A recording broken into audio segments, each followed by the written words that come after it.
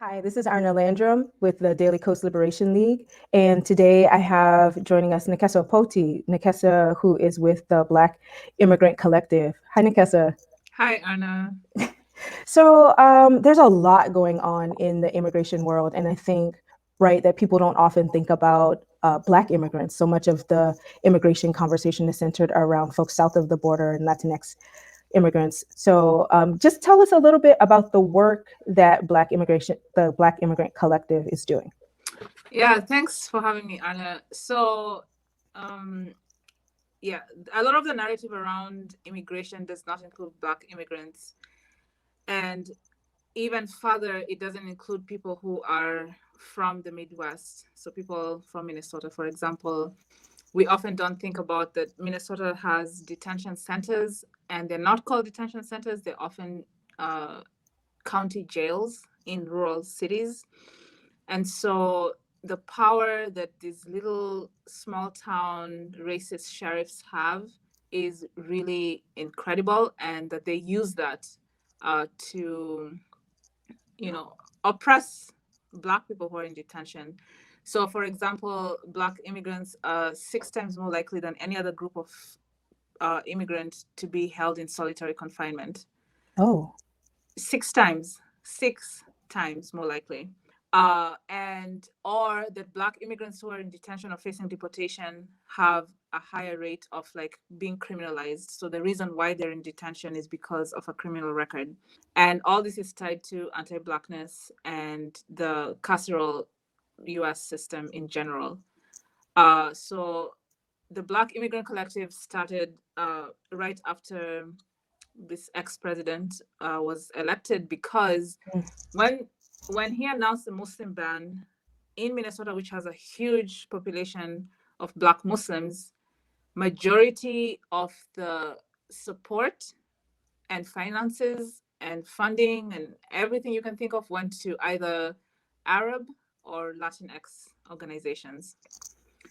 And we were volunteering to find interpreters who spoke Somali or a Nigerian language, or something, who could be at the airport. Even though Nigeria actually was not on the list, but they were also being, Nigerian Muslims were being profiled, even though they were not on the Muslim ban initially. Later on, 4 years later, Trump would add them onto his list. And so our work is really grounded in this intersection of like Blackness and immigration, uh, right. because as immigrants, clearly we face homophobia and nationalism and all the things that come with that. And then also, as Black immigrants, we specifically face anti-Blackness. And this is not to dismiss like the unique ways in which, like, Black immigrants, in some ways, there's some of them who have privilege, or some of us rather, who have some sort of privilege. And that still doesn't negate the anti-Blackness that we face and the ways in which the system like crushes us and tries everything to do to destroy um, our existence. And so that's how the Black Immigrant Collective started. And it's, I mean, based in Minnesota, majority of us are either people who are asylees or refugees, and then a couple of us are undocumented, or others also were previously undocumented. Uh, and so our work intersects, again, like I said, between this intersection of like Blackness and immigration. And yeah, I mean, we work on state legislation, local, like city council, depending on what different cities are. So Minneapolis, Brooklyn Park, Brooklyn Center, and then of course federal legislation. Uh, Oftentimes, which is triggered, especially on criminalizing stuff, is triggered from the local and the state level.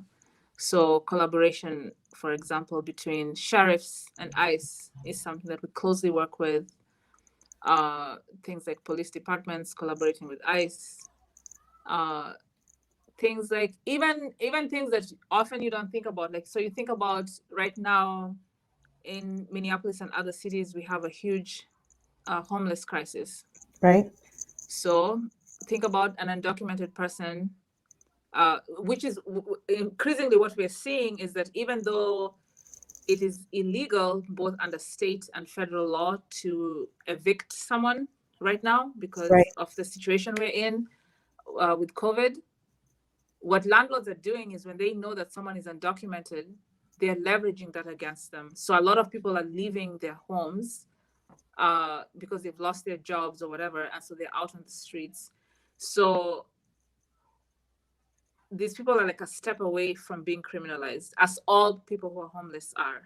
So what happens with undocumented folks is that then a cop arrests you because you're sleeping under a bridge or whatever, and next thing you know, you're in detention because ICE turned you over to detention. So something that could have been jail for 2 or 3 months and then back in, because the rotating cycle that they do with people who are experiencing homelessness. And so then for an undocumented person, it means detention, it means deportation. Okay. So I just want to pause for a bit because Yes. what I hear you saying is that Black Immigrant Collective was formed really out of necessity. And I was just, sorry, I don't mean to laugh. I was thinking about someone in one of my partner's schools where she's an educator for Black History Month was talking about African Americans around the world. And folks were like, well, they're not Americans around the world. There are Black people in other places besides the United States. And I think that people forget that. And so like people forget to think about Black immigrants, Black asylees, Black refugees, Black Muslims. I heard you saying a lot of the support around rallying around the Muslim ban was like around Arab Muslims with forgetting about Black Muslims. And so there's all of these ways that Black immigrants occupy this very unique space that people often don't think about. And at the same time, get lumped in with Black people and so get criminalized in the same ways as like American-born Black folks. And so this wild sort of like double, triple, quadruple jeopardy that Yo, Anna, it's real. And you think about like what is it that makes this country revolve, or it's anti-Blackness. Like, I know a lot of people find this like extreme or whatever, but like there's really a reliance on like Black labor, Black pain. And then even when you look at the positives, it's like Black creativity, Black, all those sorts of things that this country builds itself on, and abandons this group when they're vulnerable. Like when you need protection, when you need any sort of like benefits, people will not fuck with you. Am I allowed to swear on this? I don't know. Beep me. So I was thinking, for example, of like oftentimes, which is triggered, especially on criminalizing stuff, is triggered from the local and the state level. So collaboration, for example, between sheriffs and ICE is something that we closely work with. Things like police departments collaborating with ICE. Things like even things that often you don't think about. Like, so you think about right now in Minneapolis and other cities, we have a huge homeless crisis. Right. So think about an undocumented person, which is increasingly what we're seeing is that even though it is illegal both under state and federal law to evict someone right now because of the situation we're in with COVID, what landlords are doing is when they know that someone is undocumented, they're leveraging that against them. So a lot of people are leaving their homes because they've lost their jobs or whatever, and so they're out on the streets. So these people are like a step away from being criminalized, as all people who are homeless are. So what happens with undocumented folks is that then a cop arrests you because you're sleeping under a bridge or whatever, and next thing you know, you're in detention because ICE turned you over to detention. So something that could have been jail for 2 or 3 months and then back in, because the rotating cycle that they do with people who are experiencing homelessness. And so then for an undocumented person, it means detention, it means deportation. Okay. So I just want to pause for a bit because Yes. what I hear you saying is that Black Immigrant Collective was formed um, really out of necessity. Mm-hmm. And I was just, sorry, I don't mean to laugh. I was thinking about someone in one of my partner's schools where she's an educator for Black History Month was talking about African Americans around the world.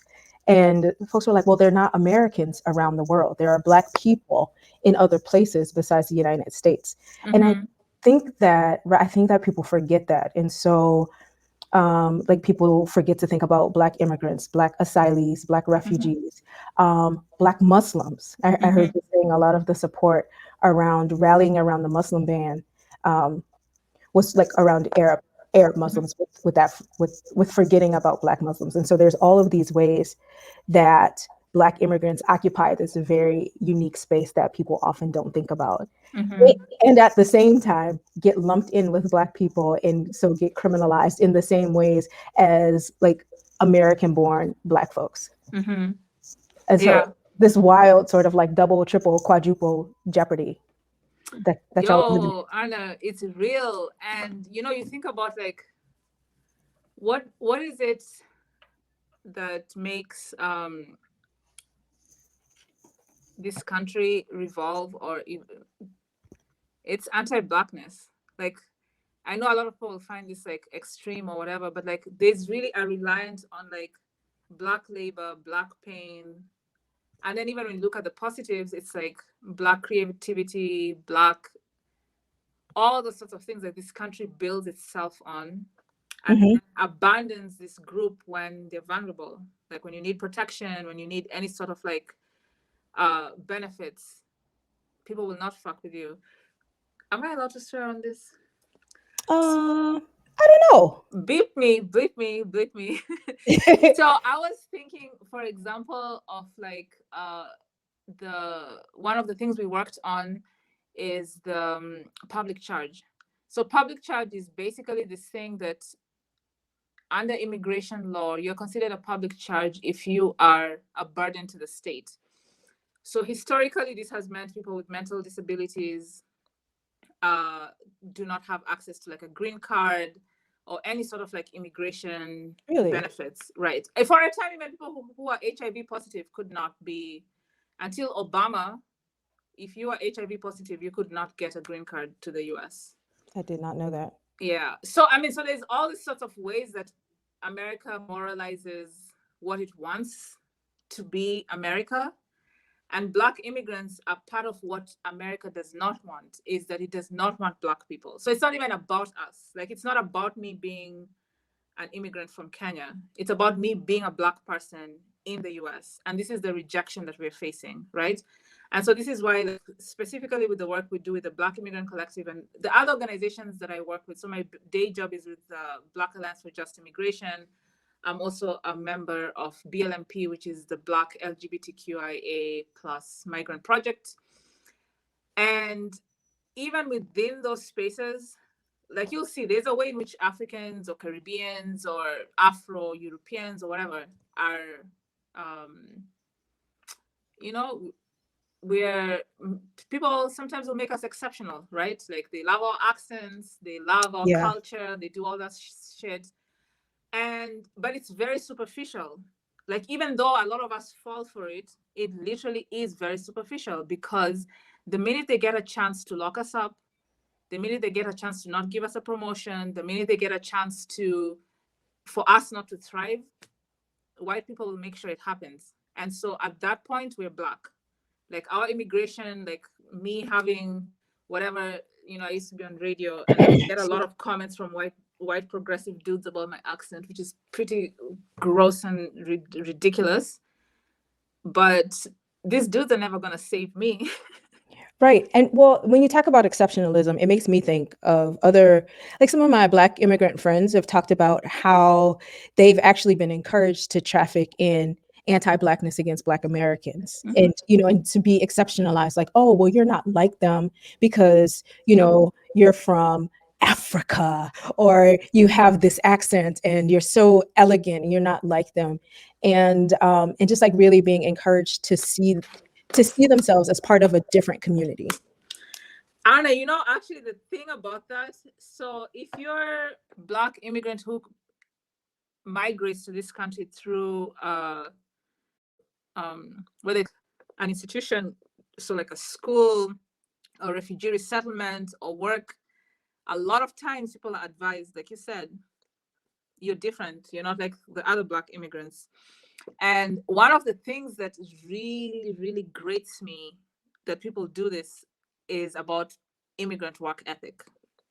So people will say, oh, I'm a taxi driver, I'm a janitor at the same time, I'm also working at Walgreens, I have 3 jobs, I'm making minimum wage. You know what? You shouldn't be. You shouldn't have to work that hard. That's nothing we should be bragging about. We should not be saying, oh, we're harder working, because the cost of that, it's all costs, right? Right. Whether you're a Black immigrant or a non-immigrant, they still cost to you and your family and and yourself, actually, especially yourself, when we do all this labor. There's nothing romantic about it, and we should not be romanticizing it. I mean, I think even of like historically, African Americans, like working in factories or blue collar jobs, or even if it's not a blue collar job, like a white collar job where you're working extra harder than the next person, should not be a thing. So there is no reason why us as Black immigrants should also be leaning into that. But because of the way capitalism is set up, people do lean in on that, both Right. immigrants and non-immigrants. And I look forward to the day where we're like, no, not a thing. Not anymore. So let's talk about specific work of the Black Mhm. Immigrant Collective. What are some efforts that you have, in the last 4 years? What are some things that you've done that have been really successful? Either campaigns, or right now, I mean, with COVID, just a lot of Mhm. mutual aid efforts. There's I have some idea of the work that's been done, but I'm Mhm. just really interested in what is excuse me, what is some of the specific work of the collective?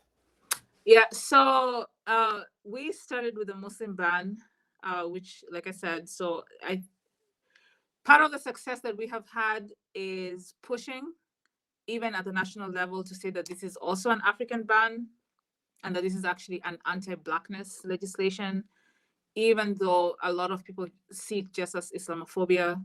But historically, we know how Black Muslims have been treated in this country, whether it's folks from Nation of Islam or people who were uh, uh, active in civil rights, and the ways in which Islamophobia worked for the interest of the government.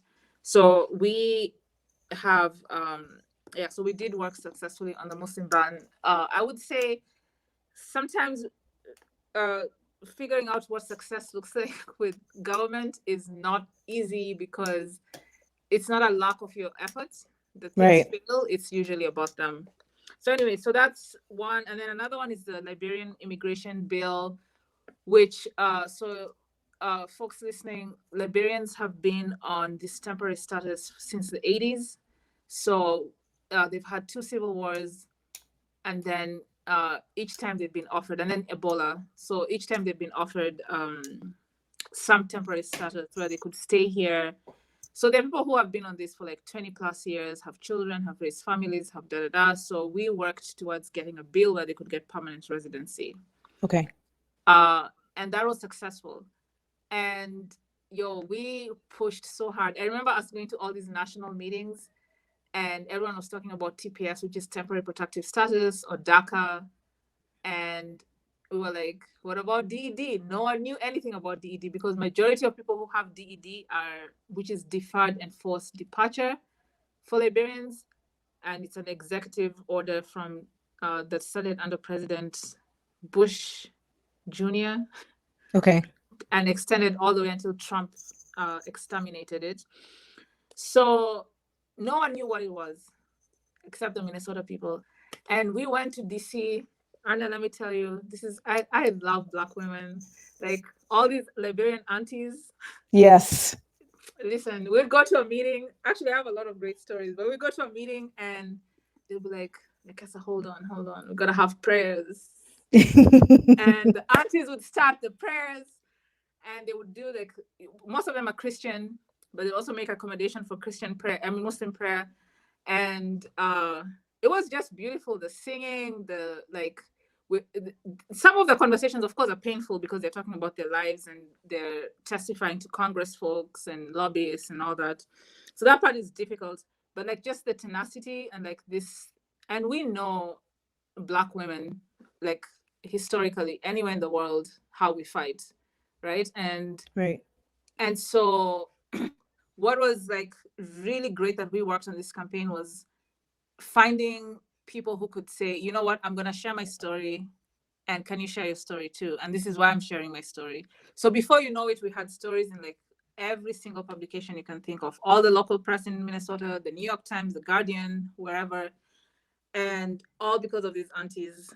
They were just amazing. Uh, and so that's one. And then right now, the biggest thing we're doing is mutual aid.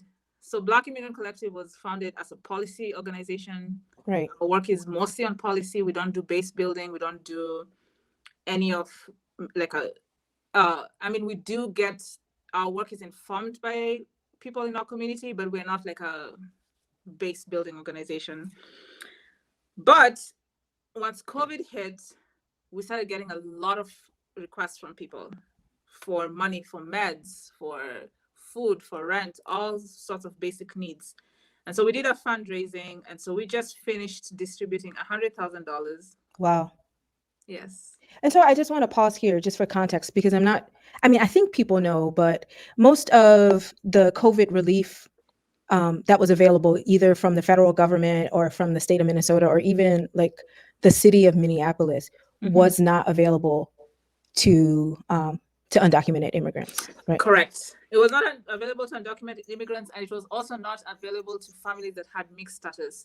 So it could be a couple, and one of you is undocumented, the other one is, and then you wouldn't get the benefits because of the undocumented person. And so you can imagine what the consequences of that is. Right. Not just for undocumented people, but for their American-born children who are citizens did not have access. So whatever checks, because I know, like, I'm undocumented myself, so I didn't get no check. I did get checks from friends, but I didn't get one from the government. Right. But so you think about it. So part of the distribution of the checks was, you know, a single person could get it, and then couples and families would, and then children would get something out of it. I don't remember what the details were. And so when you think about the impact on this on working class, especially working class Black immigrants, it's devastating. So which is why the need for our organization is so extra high, even though we don't have the capacity. When I say we distributed this $100,000, as of December of 2019, we only had $4,000, and that $4,000 went into an event planning, and which was paid for legal fees for people, food, and the place we rented. Right. And then we fundraised and got this 100,000. Actually, we got a little bit more than that, but this 100,000 is specifically dedicated to like giving back to people. And gosh, Anna, I don't mean to go off on a soapbox, but not only is the government not doing what it should do, but even when you think of like philanthropy, they're not doing what they should be. Majority of them are only giving out still 10% of what they have. They could do so much more, you know? Right. I mean, yeah, we're seeing communities relying on their neighbors and friends and family members, and these institutions with billions of dollars in endowment aren't really stepping up to the plate. Right. And our communities are broke. Like we're talking to people who, and then that's the other thing too. A lot of Black folks, including Black immigrants, tend to be essential workers and then live in multi-generational homes. So COVID is spreading like crazy. So people are dying or getting sick or whatever the consequences are. And so that means they're making less money than they did before. Right. So there's a woman, for example, who contacted us, and she makes $80,000 a year, which, you know, not bad, right? But guess what? She lost her brother from COVID, and then her brother-in-law had COVID and has, you know, like, shit, what do they call it? Like, he can't really focus. Oh, yeah, the cognitive impairment. Right. After. Mm-hmm. So this woman who was making $80,000 that was supporting her and her two kids, is now supporting 3 families and over 12 people. Yeah. And this is happening. So this is 80,000, all things considering, is not a lot of money, but it is a lot of money also. So there are Right. also folks who are making 40K who are making these same sort of decisions. And then you think about, like, we get calls from people from rural Minnesota.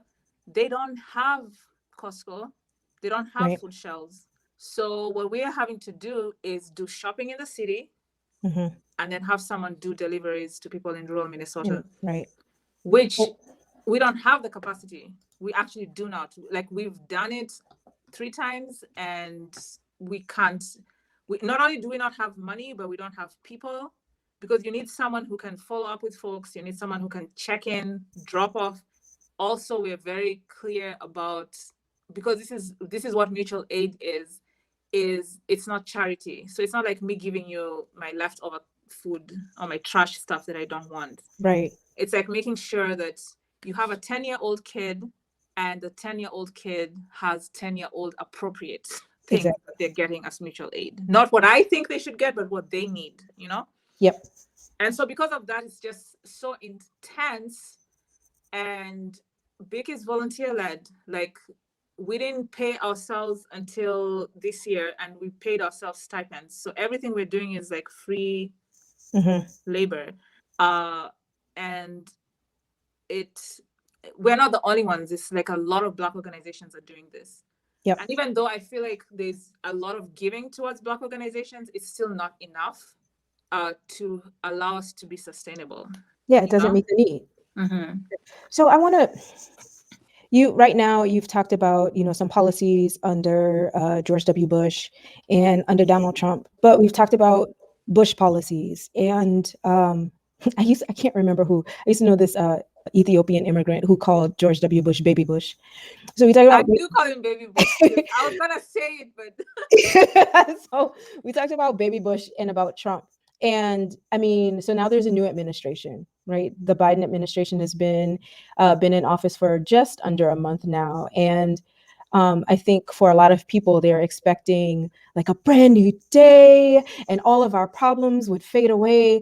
But already, early in the administration, we've seen early already some very heavy duty targeting of Black immigrants for deportation or having, I know that we were part of trying to get a deportation flight stopped for Cameroonian immigrants and again for Haitian immigrants. And so, yeah, I guess I'd just like you to speak to that. What do you think that we in the progressive community need to do? Because obviously it's not just a change in administration. mm-hmm. So, like, a lot of us saw this coming, right? We knew that Biden getting elected was not going to lead to our liberation. No president is going to do that. But we also knew that Biden is at best a moderate, and so that he is even more right of Obama. And so when you look at immigration policy under Obama was very, like I talked earlier, very law enforcement heavy. And this guy, Biden, is right of that. So what can progressives do? Progressives need to set shit on fire. Like, we need to be pushing and challenging Biden and Harris over and over as aggressively as we can. One of the things that we are noticing, so Anna, you mentioned earlier about like the deportations that's happening of Black immigrants. Mm-hmm. We're estimating that during Black History Month, and we're only on day 18, about 1,000 Black immigrants have been deported. Wow. Some of them are children, babies. Some of them are people who are born in other countries and then deported to a different country. And then some of them are people who are asylum seekers. So they have active files. So these are people who literally turned themselves in at the border and then were immediately locked up. Wow.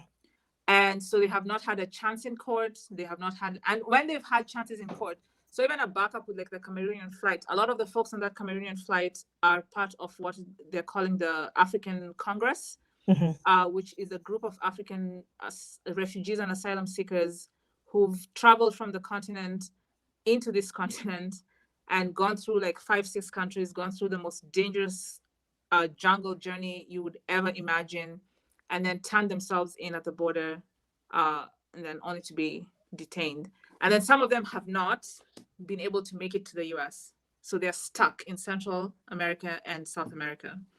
So BAJI, Black Alliance for Just Immigration, where I work, just released a report on the circumstances of the issues facing Black immigrants in Mexico. Mm-hmm. And the anti-Blackness there is pretty horrific. Not that anti-Blackness anyway is not horrific. It is.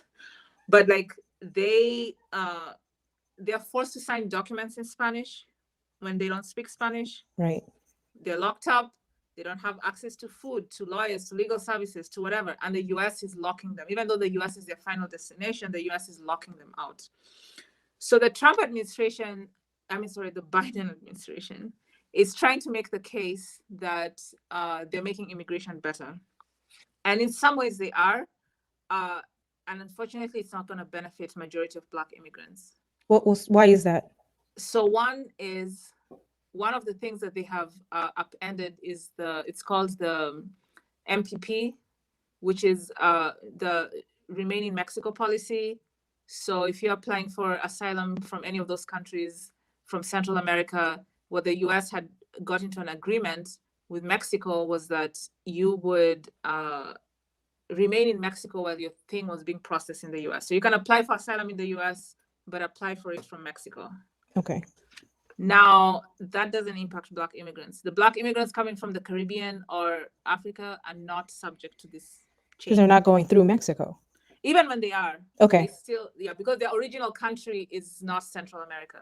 I got you. Yeah. Okay. So it impacts. So that's one. And then, of course, the criminal bars is the second one. Because Black people in this country are criminalized and sentenced for breathing. So that means if you're a Black immigrant, you have a criminal record. And the criminal record looks different for many people. So there's all the regular things you can think of. So like the, driving while Black sort of things, the over sentencing over whatever. And then of course there's people who do commit, whatever, it's domestic violence, right, assault on women, all that stuff. And then there's another group of people, many of them organizers, many of them Muslims, and then many of them Black, and of course other folks. And you end up on a watch list, a terrorist watch list, which you might not know about. You might not even know that you exist on this list. But it also means that you will not get whatever status it is that you're seeking as an undocumented person. It also means that you are likely to be in detention. It means you're likely to be, there's the folks they're holding at since 9/11. So it does criminalize all immigrants, but there's a very specific and peculiar way that this impacts Black immigrants. So progressives. Oh, I was going to say, it sounds like, excuse me, it sounds like, the way that Black Americans are disproportionately incarcerated, disproportionately, like at every step, stopped, frisked, detained, arrested, charged. That whatever is a problem for the global immigrant community is that much more a problem for Black immigrants. Right, because a cop's not gonna see me and be like, "Oh, you're African." When they see me, they see a Black person. Where Philando Castile was killed. Yep. My brother and I lived a block away from there, and we used to get pulled over every week. I'm not even kidding. And I wish we had kept a log of it. And at the time, we thought it was the cars we were driving. Mm-hmm. And we knew about Black people being profiled, but you never actively think, oh my God, I've got pulled over every day this week. Right. And so the result is I stopped driving. Mm-hmm. And my brother, now he drives, but at the time he also stopped driving and he used to bike everywhere, including in the winter. Mm-hmm. You know where we grew up? The hottest place in Kenya. I literally grew up 10 minutes from the equator. You know where they say the line of the equator is? The equator, yeah. Yeah, my mom would drive us over and we would jump one side to the other because the water flows in different directions on each side. Yeah. So it's fun thing for kids to do. But to go from there to I'm going to bike through a Minnesota winter so I don't get pulled over. Exactly. Yeah. And another friend was telling me, she's Somali, and and I actually need to look at his records because I'm talking to him about how we can make this into something to amplify the ways in which we're pulled over. But this guy, their family moved from Minneapolis to Apple Valley, and the guy was pulled every day, pulled over every single day. And just for context, Apple Valley is a suburb in the Twin Cities metro area. Yep. Well, there's not many Black people. Hardly So any. Black immigrant family, both parents working class, don't even speak English, don't know anything about like American racism. They've fled a civil war and they've come here. Oh and my here's goodness. their kid every single day. And he says to his sister, who's my friend, that I must be doing something wrong. Like, what is wrong with me? That every time I leave the house, like he gets pulled over, like he's a block from the house turning left and he gets pulled over. Yeah. So you know what? The guy has a record, can't get a job. And what are the implications that this happens? We see this with undocumented folks, Black folks. We see this with Black people in general, is mental wellness. Yep. Like we get paranoid, we get depressed, we get all these sorts of things. And in practical terms, like what can progressives do? Yeah. Particularly white progressives, like people need to push beyond the law, and we also need to be breaking the law. That's like where I am at right now. Like we think about, like if you think of every uprising movement historically, even in this country, the ways that people had to take to arms and had to physically protect themselves, I feel like we don't feel like we're in that position right now. But if you're a prosecutor and someone comes to you and is charging a Black person with possession and jail time for having a spliff, like what's wrong? Like that stuff needs to be interrogated. Like why? Because the law exists, yes. And if I was a white person with that spliff, what would happen? Right. And I think what you're getting at, right, is that not all laws are just. No, they're not. Yeah. You know, like it used to be legal in the United States to own people. Yep. And we have this loophole where you can basically own people if they commit a crime and are incarcerated. And so not all laws are just, and we need to not just be looking at laws as they exist, but how we can subvert them. Yeah. Okay. No, for sure. Yeah. So I think we should start wrapping up, but I wonder if, because this is a really interesting conversation to me, but it also feels pretty heavy, and that's fine. It does feel heavy. Tell me. And that's fine. I'm not opposed to just sitting with the heaviness of the truth. And the truth is that this is difficult, that BIC is doing its part to address it with primarily volunteers, right? And that just this past month, you have disseminated more than 25 times the amount of money that you usually have. So, I mean, that's incredible. That's amazing work. And I just wonder what's on the horizon for you all. What are you working on, and how might people support it? So on the horizon, as you can imagine, so this 100,000 that we gave out, we had more requests than we could honor. Of course. So fundraising, like donating to us, is like the number one way that you can support our work. Because we also plan on hiring a formerly detained and incarcerated person. So someone who's been both through prison and then turned over to detention, which is what happens with folks. And specifically want to hire we have a couple of people in mind who have been through that experience. Is because they know best, like, so we just feel like it's important for them to lead that. So that's one of the things. And then we do want to do another distribution of funds, another 100,000. Okay. So you have we have to raise the next $100,000 to put out. And I have this provocative question, but maybe I save it. Yeah. So these detention centers, detention, right? Whether it be in a immigrant detention facility, whether that be through a cooperation with police departments, and that's in county jails, or whether it be, whether it be, like hotels being used to detain immigrants. Like, is this system reformable? Is there like a good way to do it? No, it's not reformable. So there's a guy that I met I'll illustrate this. This is actually the best story. So this guy, his story is public. It's on. He got interviewed. That's actually how I met him. So he's from Cameroon. Okay. And gay. And he heard a speech that Obama made, saying something about how America is the great equalizer. I forget the exact speech he gave because when the guy was telling me, I was like, I remember that. Like, I remember Obama saying this. Okay. And so the guy believed in America being this place where he could be gay, free, whatever.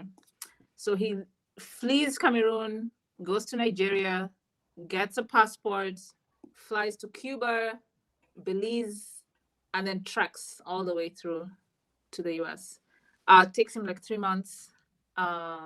He turns himself over to the US border and he tells them, I'm applying for asylum because I'm gay. He has evidence. He shows his scars. He's like pretty beaten up. The guy is like, oh, we don't believe you. And they put him in detention. Oh. So, but there's a lot, this happens actually with a lot of gay people. A lot of gay people are in detention when they turn themselves in at the border. So anyway, the guy, guess what? So he has tattoos on his body. So ICE accuses him of being MS-13. Oh my goodness. So listeners, let me tell you, MS-13 is a Central American gang that actually I think they're bigger than a gang. Whatever. They're a criminal outfit. They speak Spanish. On top of that, their insignia is very specific. You know how it looks. Guys from Cameroon, the English side of Cameroon, because Cameroon has English and French speaking sides. My guy, his tattoo is musical notes because he loves music. Nothing about what MS like, and he also has a phrase in English around music. I forget exactly what it was, but it was something around music. And this guy is kept in detention for 2.5 years. He was 19 when he was arrested. I meet him when he's 21, and he says to me, I used to love dancing. I used to love being happy. These people have taken it away from me. I'm never going to do this again. I don't think a system like this is reformable because under no circumstances, you think about all the Black people who have been released through what's that thing that does the freedom, people who are on lifetime or death penalty and works to release them, the Innocence Project. Mm-hmm. So think about all the Black people who have gone through the Innocence Project and come out like, oh my God, I was innocent. So now think about immigration. Mm-hmm. So you have this 19-year-old queer kid. In fact, the other thing too, he said to me that was so sad. He said, and I have permission to share this because I've asked him. He said he never wants to be gay because of all the misery it's cost him. This is not a system that's reformable, Anna. It is not reformable because what's happening is an extreme hatred of Black people. And of course, also of other people of color, right? Right. But there's a very deliberate way in which like Black people in this country, whether it's through prison or detention, that I don't know what that American saying is or the English saying about like cutting people's legs off. You know the thing I'm saying? I don't. I was thinking cut your nose off to spite your face, but. Oh, I never understand that one too, but yes. So like it's like none of these people are being given a chance. If you're a 10-year-old Black kid who's being criminalized for truancy or for whatever, and then you have this long sheet that by the time you're 19, you've been in and out of, like, what chance have the institutions offered you? And so this is like what I really want folks to think about is the ways that this happens with Black immigrants. At Baji, we just finished a campaign where Usman Dabor is a guy from Guinea who was in detention for almost 3 years. And before that, he had been in prison for several years. And he was even pardoned by the New York governor. And still ICE wouldn't budge. Yeah. He's still facing deportation. Even though he's out of detention, he's still facing it. And so my long answer to your question, no, it's not reformable. We need to burn that shit down. I don't know how we do it. I actually really don't. Even though I'm doing this work, I don't know how we destroy this shit.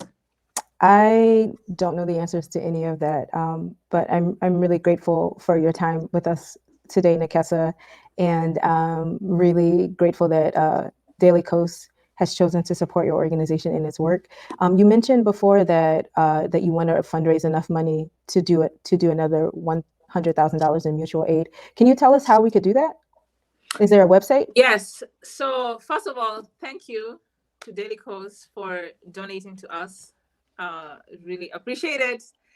And for people who want to donate, you can go to the Black Immigrant Collective .org, and there's you can either donate through Every Action, Act Blue, or PayPal, whichever works best. Or you could write a check. If you're an organization and you want to do like a thing, we have a fiscal sponsor, and so we're good with the law, with the government. So if that matters to you, yes, please make donations. Anything counts. Like literally, we're paying people's bills, groceries, food. Sometimes we're just buying someone's meal. So any small thing counts. And we can also post a link to an ActBlue page that Daily Kos has made with all of our Black Solidarity Grant grantees. Yes, thank you very much. Thanks, Nikessa. Thank you, Arna.